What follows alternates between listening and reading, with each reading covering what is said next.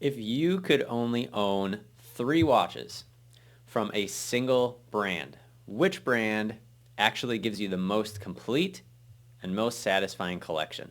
That's what we're talking about today. We're not looking at the most overhyped. We're not looking at the most expensive necessarily, but the one that over time you're going to genuinely enjoy wearing the most, because that is the most important thing. So today I want to explore that question through 3 brands that approach watchmaking very differently, but that I have a very high affinity for. If you know any of my content, you know that I love these brands. The first one we're going to look at is Jaeger-LeCoultre, or JLC, also known as the Watchmaker's Watchmaker, of course, one of my favorites. We're going to talk about Omega, which you can never go wrong. They have such great value, great variety, so many options. So we're going to talk about them.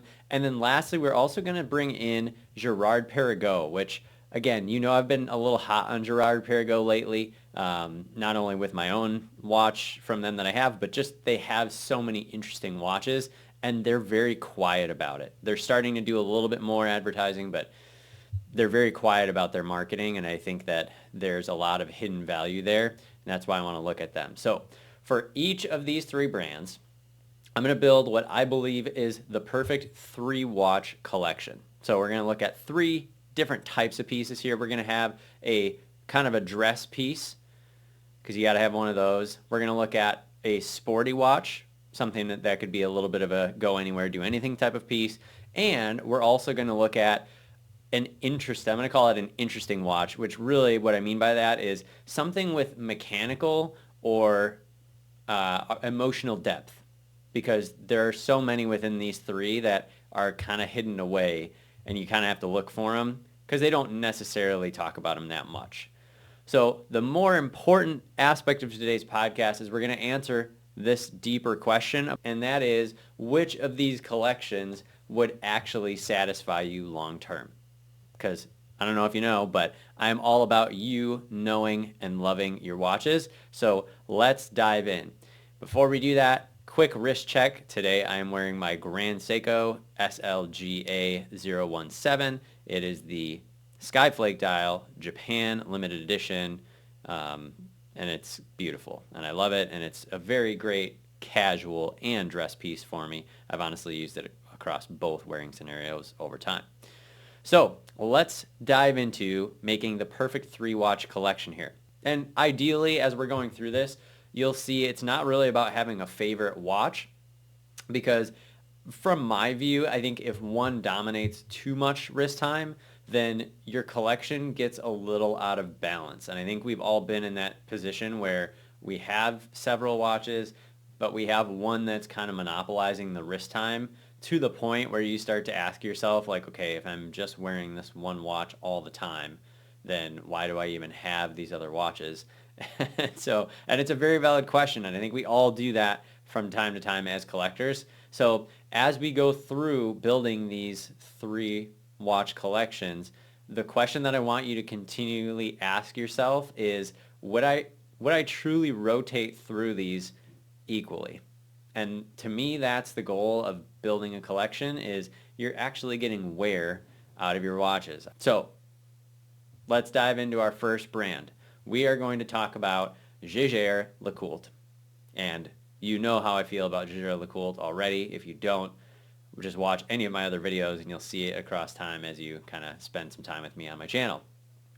And the first piece that we're going to start with, it might be a little cliche, but I'm going to make a caveat to it here. We're going to talk about the Reverso. So if you have been in watch collecting, if you're familiar with collecting and you know JLC, you probably know the Reverso, and it's an iconic watch, right? It's one of the most recognizable designs in all of watchmaking. It was originally created in 1931 for polo players, actually, so having that reversible case that it has was not a gimmick. It was actually functional. The idea being that the top of the watch, or the time dial side of the watch, had glass at that time before they used things like sapphire crystals.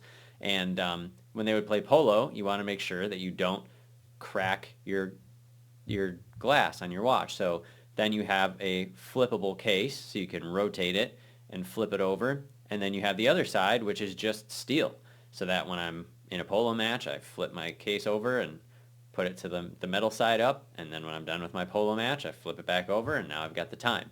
So it's absolutely one of the most recognizable designs, and the caveat, again, to going into talking about Reverso here is I'm going to make a call out of it has to have a Guilloché dial on it, because as we're going through today, you'll notice I'm very passionate and very particular about finding pieces that are interesting. And to me, Guilloché is one of the things that a little bit elevates JLC above some of its peers in the industry that make great watches, but you don't get the same level of hand craftsmanship that you get with JLC. So that's why I do think, yes, a Reverso, it's a little cliche. However, when you start to look at the population of Reversos out there, there are not nearly as many that have Guilloché dials on them. And we'll get into some examples and ideas here, but basically that's going to be the defining aspect of the Reverso that we put into our collection. So let's talk about some technical specs with Reverso. Obviously, these are going to vary by model a little bit, but in general, you're going to have a rectangular case. You know, it's going to be steel or some sort of precious metal. Can be white gold, can be rose gold.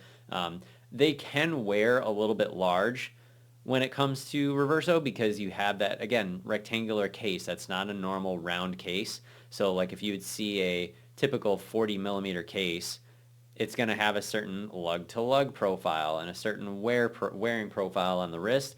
But given that you have a rectangular case here, the lug-to-lug is really going to be important. So anything in the probably 42 to 45 millimeter lug-to-lug is going to be super wearable. As you start to get up into 48, 50, over 50, which there are some, then it's going to be a little bit more challenging to wear. So you just have to think about how big is your wrist. Mine is about 6 inches in circumference.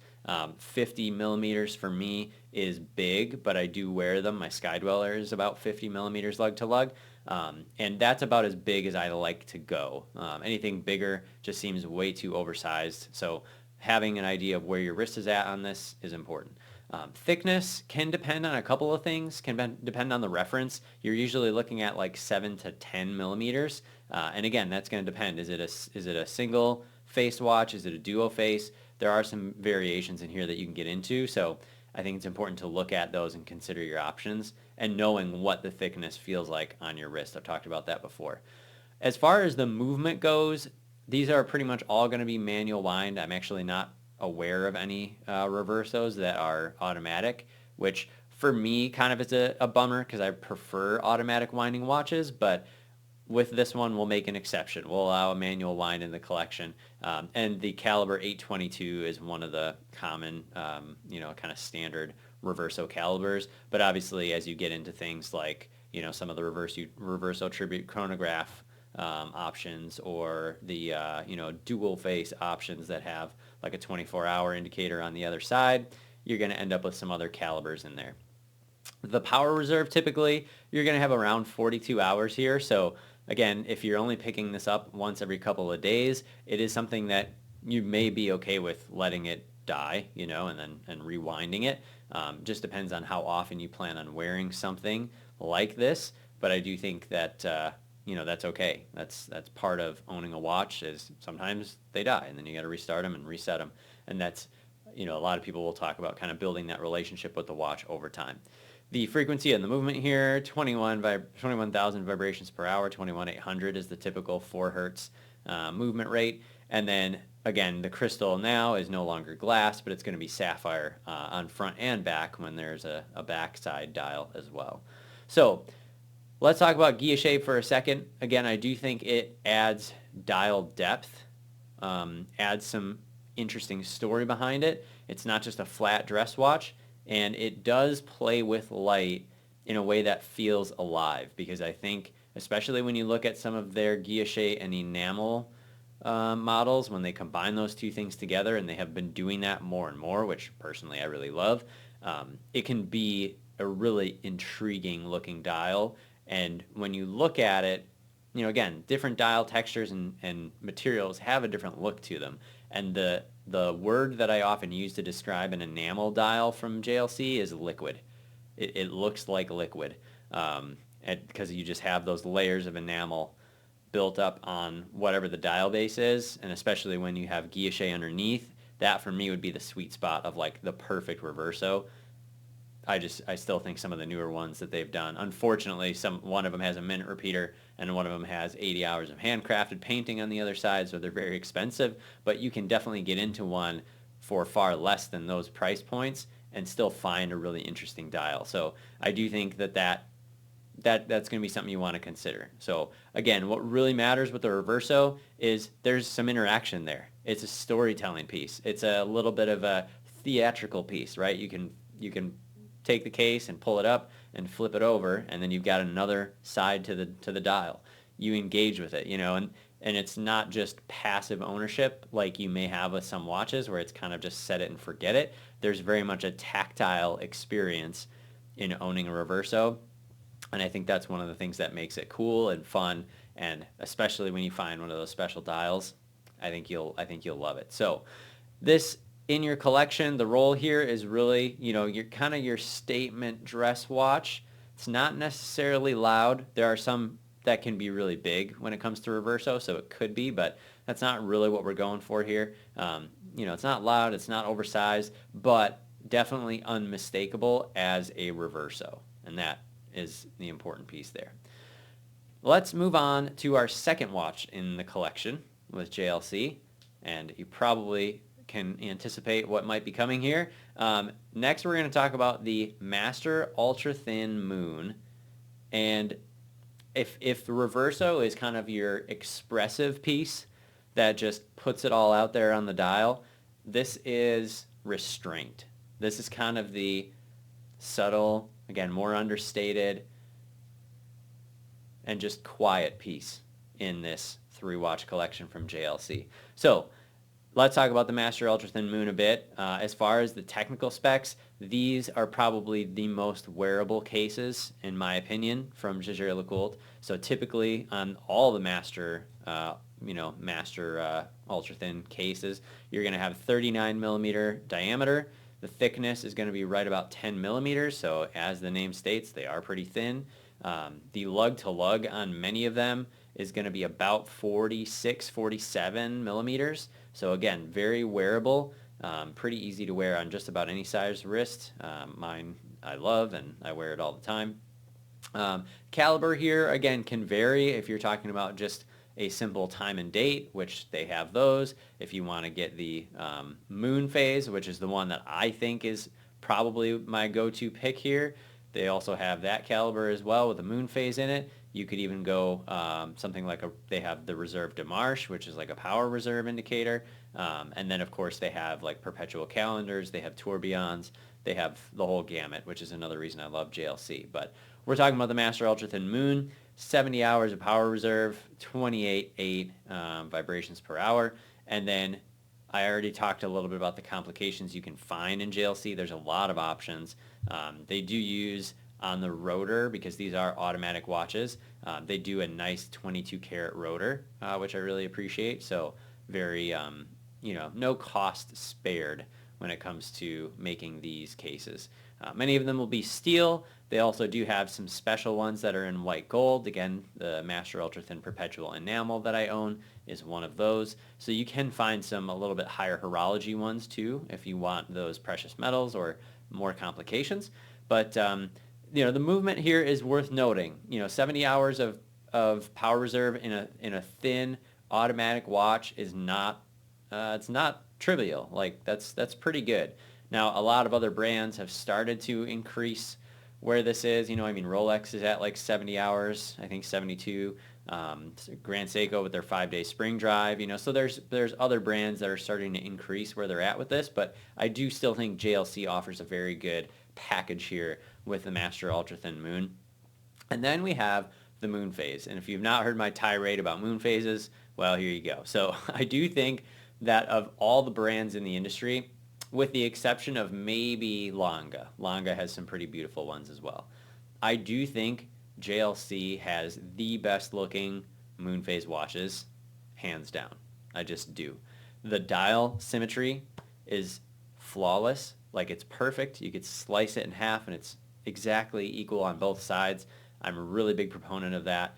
And the way that they play with the actual moon phase indicator by making it an enamel moon phase disc and then black polishing the moon, and there's stars, like a little star scatter on it that's also black polished. So again, you get this, especially with the darker dials. I had the black dial, one of these a while ago, and really loved the fact that you can see just an all black dial, just this kind of like glossy black, and then you look down on the dial and you've got this tiny little moon that's just throwing, light off of it because it's black polished, and then you have this little star scatter that just adds some intrigue to the bottom of the dial. Still one of my favorite watches that I've ever owned, and I do think that's one of the reasons why the way they make their moon phases is unique. It's special. Obviously, I have an emotional place for it, but I do think they're one of the best looking dress watches, kind of. And I do think even with having this watch in your collection, there's still room for the Reverso, because I do think the Reverso is a bit more formal. This one is a little bit more of a daily, which is very much how I wear mine. It just becomes kind of a daily watch. Obviously, depending on what you get with it, it may be a little more special, and you may want to save it for those occasions, but this is a great like daily wear for me in kind of a, just business setting, casual setting, whatever. I think works very well. And again, the moon phase, really for me, it adds something that's subtle, but it has that emotional value to it. It has that romantic aesthetic to it that we think about, I think, often with watches, and we're not going for like the high-tech stuff. There's space for that too in a collection, but here we're talking about kind of that romantic, emotional value that you get with a beautiful moon phase at the bottom of the dial. It doesn't improve the accuracy of your watch. Doesn't make the watch any more practical, right, to look down and have, the moon on your wrist, but it does make it more interesting. So again, this role for this watch is kind of like your daily refined timepiece. You could wear it to work, you could wear it to dinner, you could wear it casually, and it doesn't ever really feel out of place, and I think that's one of the best things about it. Now, let's talk about Polaris. Polaris is another good one here. We're getting into the sport territory now, and this is your go anywhere, do anything watch. This is JLC's attempt at a modern sports watch rooted in the master compressor dive watches of the 1960s. If you've never seen the master compressor, just look up pictures of them. They're huge. This is another watch. There are many from JLC, but this is another watch that I just wish I had the wrist for. Or some of like the old Navy SEALs divers. They're just so cool and so rugged, and they're just massive. Like they would not fit me at all. So let's talk about Polaris a little bit. Technical specs on these, you're going to have typically about a 41 millimeter case, about 11 millimeters thick, but there are some, if you go with like the Memovox, which I really like, or Perpetual Calendar, they'll be a little bit thicker than that, so just be aware of that. Again, the caliber 899 typically will be just a standard Polaris caliber, but that may change again depending on what you want in the watch. 70-hour power reserve. Typically you get a good amount of water resistance with these, 100 to 200 meters depending on the model.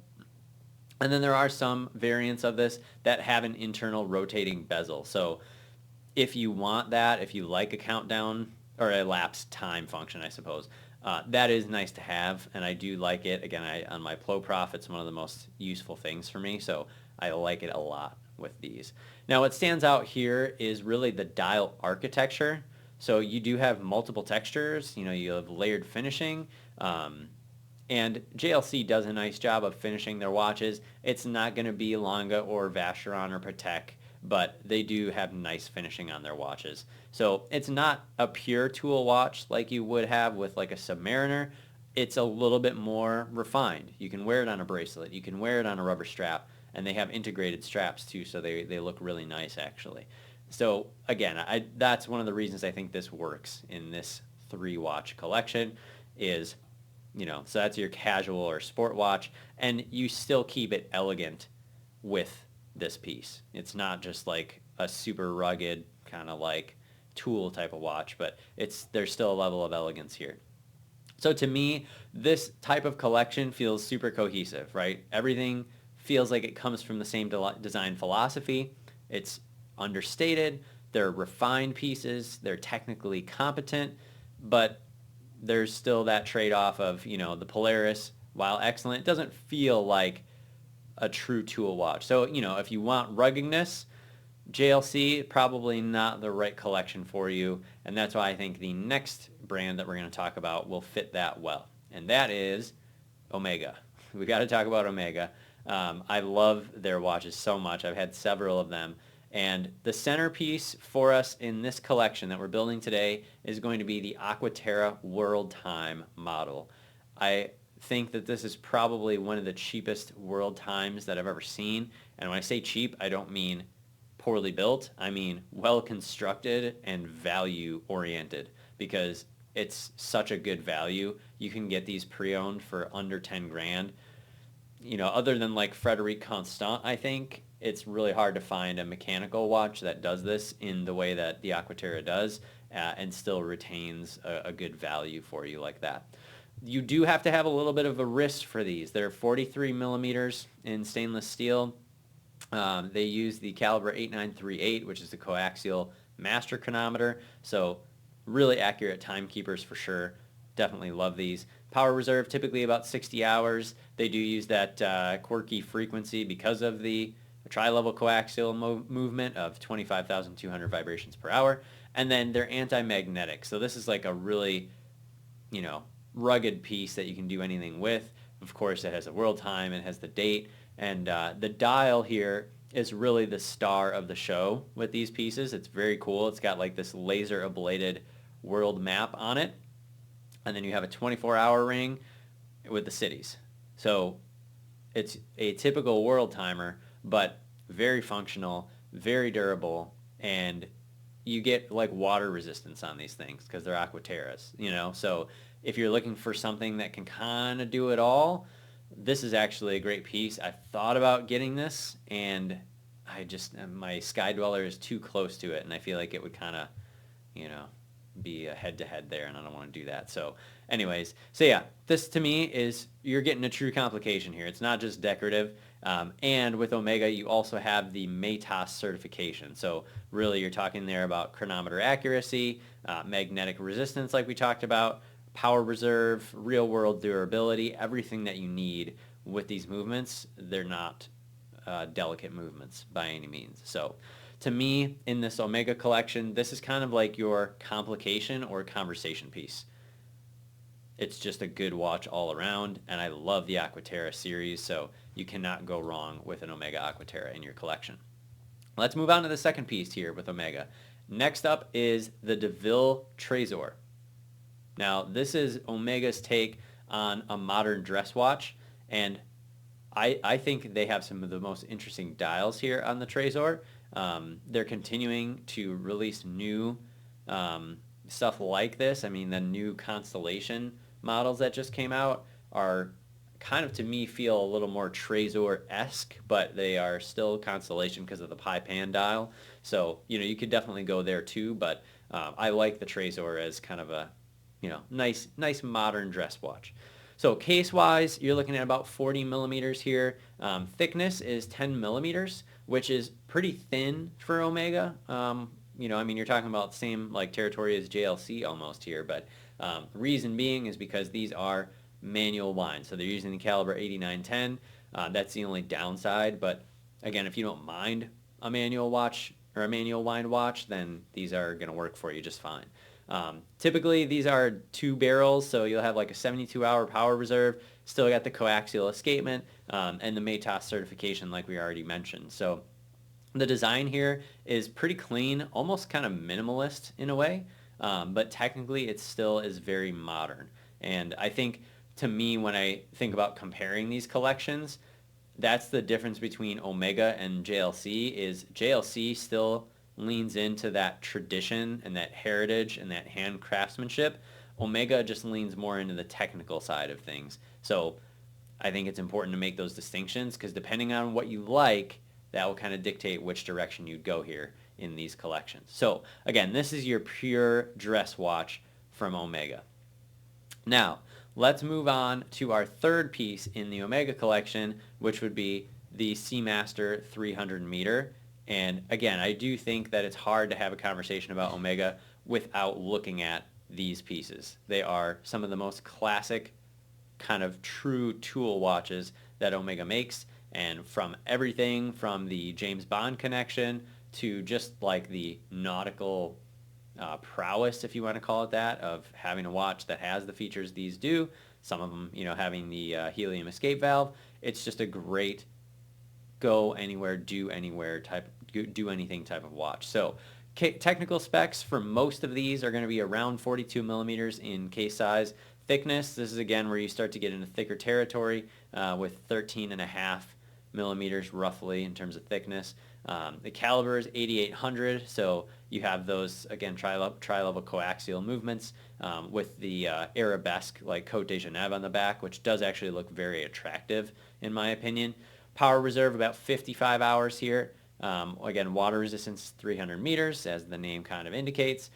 I mentioned the helium escape valve, and then you also have some of these, with a ceramic bezel and dial, which is nice. And there are also now different materials that they've come out with and released on some of these. So there's a lot of optionality here. And if you think I'm joking, just go to Omega's website and go to the thing that says show all watches, and it will literally show you all of their watches. And there's so many references, it's unbelievable. You have no problem finding something that is specific to you in the Omega catalog. Just do the filters and you'll find something. So again, this is your true tool watch, built for anything from diving to impact to magnetic resistance, and it's been refined over decades. Like, this is just one of those watches that has stayed true to its kind of heritage and identity here, but has been continued to be refined, almost like the Sub or any of those other iconic type of models. So this is going to be your hard use sports watch. So if you are loving this collection here that we're building, I would say this is the most versatile of the collections that we've made. You get a real true tool watch. You've got a nice real complication here with the Aqua World Timer, and then you also have a modern dress watch. So that's a lot of value, and I do think from a price perspective, between these three brands, you probably would spend the least amount of money buying the Omegas. So that says a lot because, at the end of the day, money talks, and, you got to put your money where your mouth is when you're coming into watch collecting. So the only thing that it lacks to me is that little bit of romance. The watches are impressive, they're engineered, but they don't always feel that same level of emotional connection in the way that JLC does. And so that's where I think we'll move on to our last brand here and kind of find an interesting maybe balance of the two. Let's talk about Girard-Perregaux. And we cannot have a conversation about Girard-Perregaux without talking about the Laureato, which is probably their best known watch. Also, I think their most advertised watch from all of their media and various things that I've seen. So let's look at the Laureato a little bit. Now, this is your kind of quintessential steel sports integrated watch, and it just gives that aesthetic, has a very modern looking design, and I do like the level of detail that you get with Girard-Perregaux, even though a lot of it is mechanically applied and not done by hand, like we talked about with some of the JLC dials and things like that. But Laureato, there are two different sizes of the Laureato. There's the 38, which I think is discontinued now, and then there's a 42. These are also pretty good value, so I don't think you can go wrong with these. 42 millimeters, and then the thickness is about 10.5, 11, somewhere in there. So not a super challenging watch to wear, although the case, again, can be a little bit large. So if you have a tinier wrist, you may opt to find something that might be pre-owned in the 38 millimeter size and would probably work really well for you. The movement that they use is Girard-Perregaux. It's a GPO 1800 automatic. They've got some new calibers that have also just been released, so I'm excited to see how they continue to incorporate those in the releases going forward. Power reserve 54 hours here. Again, you got that integrated bracelet, and to me, the finishing is where this watch kind of stands out. Yes, manually done, or like machine done. It's not manually done like an AP or something, but you do have some really interesting transitions on the bracelet between having brushed and polished elements, with the kind of the center links being polished and then the rest of the case and bracelet being brushed. And then the dial on this watch. Again, it's not done by hand. JLC is going to do this by hand manually with a rose lathe, but you do get stamped dials that are like hobnail dials, or clou de Paris is what it's called. And it gives the dial a really interesting texture that you just don't find on most watches like that. Typically with these steel sports watches, you're getting something brushed or matte, just kind of plain. Might be an interesting color, but that's about it. Here, I like that you're getting that texture as well. So to me, the Laureato is the definition of a luxury sports watch, and I would argue maybe does it even a little bit better than some of its counterparts elsewhere in the industry. Here's looking at you, Rolex. I don't know. I mean, the bracelets on Rolex are always going to be superior, I think, in most cases, but to me, it would be like really interesting to have like a clou de Paris dial, with like a Rolex Oyster bracelet or something. I mean, that would be like kind of getting the best of both worlds in there, but I digress. That's just for fun. Now, let's dive into the dress watch. So let's talk about the second watch here with Girard-Perregaux. And this one, I want to talk about the 1966 collection, because the 1966 is all about traditional watchmaking. And even the name, the 1966, came from some chronometry competitions that were going on in the 1960s. And Girard-Perregaux entered a manufacture movement, and it basically blew everybody out of the water because it was one of the first high beat movements, 36,000 vibrations per hour movements. And it basically crushed this competition. And that was what actually started a lot more brands to get into making manufacturer movements that could achieve that level of accuracy that they achieved. And so that was the year when they were issued the award for winning that competition. And that is why the 1966 name continues to live on in the Girard-Perregaux collection, the 1966. So this is probably one of the coolest watches to me in this category, because it's super wearable. You're talking about a 40 to 41 millimeter case typically. Thickness is pretty reasonable. You're talking about like 8-9 millimeters, somewhere in there. It's got the Girard-Perregaux GPO 3300 movement, which is a 46-hour power reserve movement. And most of these here, there's one or two with a moon phase. There's some that have like mother of pearl dials. You can get it on strap. You can get it on bracelet. So there are some options that you can pick here. But for the most part, they're pretty simple. They're not crazy complicated. There's nothing too distracting on it. But they have some really interesting proportions. Number one, because the lug to lug is super short on these watches. So even my 1966 Orion is a 41 millimeter case, but it's a 44 millimeter lug to lug, which is really small. So they give you a really nice ratio of like dial to case, and I appreciate that, because that just makes there's more visual real estate on the wrist with that. The other thing that they do that I think is interesting is they offer a couple different metals here. So you can get, obviously they have stainless steel. Mine is just plain stainless steel because I wanted that. They also do offer a black, I think it's a PVD case as well. So what that does for me is, with some of the dial variants that they have, it just changes the look and feel of the watch, because instead of having like an aventurine dial, for instance, with a steel case, you could get it with a black PVD case, and then it just changes the look, because now you get this real dark aesthetic. And they have some nice like dark blues and things like that in the collection, or black. So it gives you some options there. And then they do also have rose gold, which I actually really like. I originally saw the 1966 Orion in rose gold, and it makes the dial just look so much warmer because of the rose gold. And of course, I'm like, I want the cold, like blue icy dial look. But for folks that like a little bit of a warmer look to their watches and they like rose gold, they've got some of those options here for you.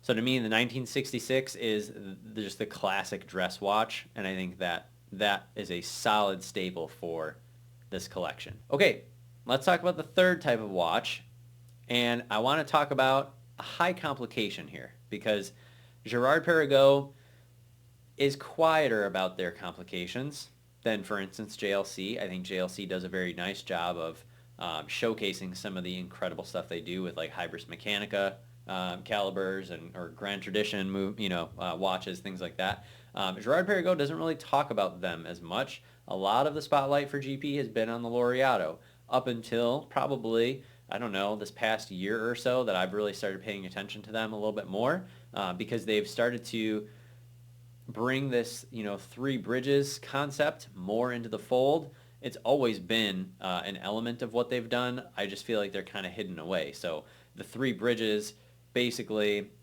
is just what it sounds like. If you look at the dial of the watch, and it came from, the pocket watch era when they were doing some interesting things with their movement architecture. But now what they're starting to do is bring this three bridges concept to the front of the watch instead of, the movement side. And, some of them will have tourbillons. There's other various things that they're doing with this, but I just think that they're really interesting, and it's kind of a neat thing. Like, they have a lot of innovation going on at Girard-Perregaux. The constant force escapement is really neat. They have some free bridge architecture. Like, I was just looking through some of these, and it's really interesting stuff. And you just don't find it anywhere else in the industry.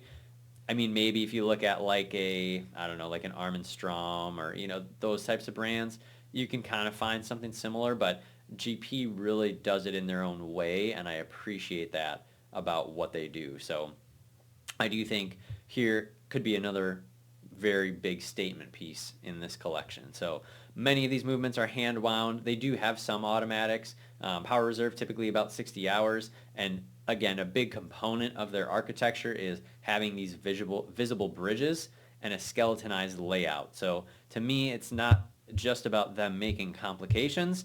It's they view the watchmaking as art. And I think even with the new 3 gold bridges, they talked about like how many angles are actually hand beveled in the watch, and it's something astronomical. Like, it's just incredible. So to me, this is like the centerpiece of your collection as a watch collector, and it's just really cool, some of the stuff that GP offers. So to me, GP is going to be your most enthusiast-driven collection because you have real horological credibility here. And again, you have a very unique design language. So they may not be as versatile for daily wear. Wearing like a 3 gold bridges or like a free bridge with meteorite on it, you may not wear that every day. It's more of a conversational piece, right? But this is a collection that you definitely appreciate it as much as you wear it. And that's what I think is cool about Girard-Perregaux. So, which watch collection is perfect? It depends on what you value here. So again, Jaeger-LeCoultre is going to be a lot of cohesion, a lot of refinement, a very emotional and kind of romantic design to some of their pieces. With Omega, you do get versatility, you get a ton of durability and technical performance. And like I mentioned, you probably will spend the least amount of money building that 3-piece Omega collection that we talked about, as opposed to any of the other two. So I think there's something to be said for that. Then you have Girard-Perregaux, has a totally different character. There's a whole lot of interesting finishing going on. You've got the high horology aspects of this, so I think that's really cool. If I had to choose, man, that's tough. Omega is definitely going to be the most practical for sure. JLC probably would be the most satisfying for me, just because I love JLC. And Girard-Perregaux would probably be the most interesting, and feel a little unfamiliar at first, but I think as I would wear it, I would probably grow to like it a lot. So the real answer, as always, is going to be the perfect collection is the one that you never feel the need to upgrade. And that is really what this channel is all about, is being satisfied with your collection. So I appreciate you for stopping by today. If you like videos like this, take a look at some of my prior podcast episodes where we talk more about movement finishing. I think there's some really interesting topics there that you can explore if you've enjoyed today's episode. And let me know in the comments. Which 3 are you going to pick? Which brand are you going to pick? Is it going to be JLC, Omega, or Girard-Perregaux? And as always, I want you to know and love your watches. So collect what you love and wear what you collect. And until next time, be well, and I'll talk to you later. Bye-bye.